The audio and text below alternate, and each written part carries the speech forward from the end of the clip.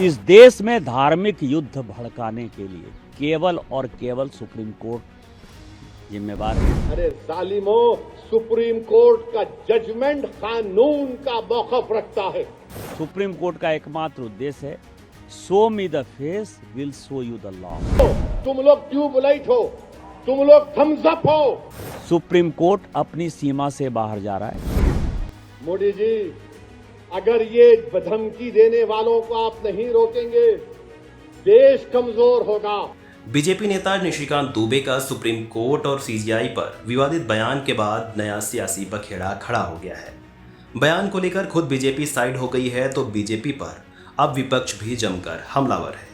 मामला यहां तक पहुंच गया है कि विपक्ष निशिकांत को जेल तक की मांग कर रहा है। इस बीच असदुद्दीन ओवैसी ने निशिकांत को जमकर निशाने पर लिया है। साथ ही प्रधानमंत्री मोदी से भी एक अपील की है। ओवैसी ने हैदराबाद में एक जनसभा में कहा कि बीजेपी अदालत को धमकी दे रही है, संविधान को लेकर फ्रॉड कर रही है और डरा रही है, धार्मिक युद्ध की धमकी दे रही है। मिस्टर मोदी, बताओ कि कौन कट्टर हो चुका है। मोदी जी, अगर आप धमकी देने वालों को नहीं रोकेंगे तो देश कमजोर होगा और आपको कभी माफ नहीं करेगा। अवाम में भी जा रहे हैं, नहीं कोर्ट कानून कैसे बनाएगा। अरे जालिमो, सुप्रीम कोर्ट का जजमेंट कानून का मौकफ रखता है। पढ़ो, तुम लोग ट्यूबलाइट हो, तुम लोग थम्स अप हो। तुम्हारे दिमाग में एक ही बात बैठा हुआ है, नहीं मोदी है तो खुदा है। अरे खुदा था, है और रहेगा उसी का नाम। आइन है और रहेगा, मगर इस तरह धमकी देना अदालत को, और फिर गवर्नर प्रेसिडेंट को बोल रहे हैं, उनको बोल रहे हैं अगर नहीं करे तो कानून बन जाएगा। अरे 142 क्या है प्यारे? 142 आइन का बनाने वाला अंबेडकर है। अंबेडकर में तुम्हारे से ज्यादा दूरअंदेशी थी। आप ये बोल रहे हैं कैसा बनाए, वो कैसा बनाए, हम ऐसा कर देंगे।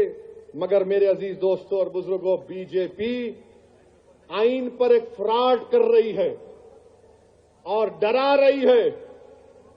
रिलीजियस वार की धमकी बीजेपी दे रही है। मिस्टर मोदी, कौन रेडिकलाइज हो चुका है बताओ आप? सत्ता में आप हैं, आपके लोग रेडिकलाइज हो चुके हैं।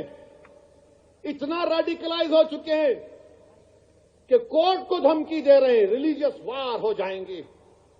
मोदी जी, अगर ये धमकी देने वालों को आप नहीं रोकेंगे, देश कमजोर होगा और देश कभी भी माफ नहीं करेगा। आज सत्ता इख्तिदार आपके पास है, कल नहीं रहेगा इंशाअल्लाह ताला, कल नहीं रहेगा इंशाअल्लाह ताला। अब भारत का हिंदू भी जान चुका है कि वक्फ का कानून बनाए तो क्या मेरे को नौकरी मिलती। हिंदू जान चुका है कि मुसलमानों की नफरत को दिखाकर, मुसलमानों को डराकर वोट बटोरती आई बीजेपी। दिखाने के लिए कुछ नहीं है। 4.5-5% नौजवानों में बेरोजगारी है। उनके बेरोजगारी को दूर करने का कोई प्रोग्राम नहीं, मगर सिर्फ मुसलमानों को नफरत का निशान बना दो।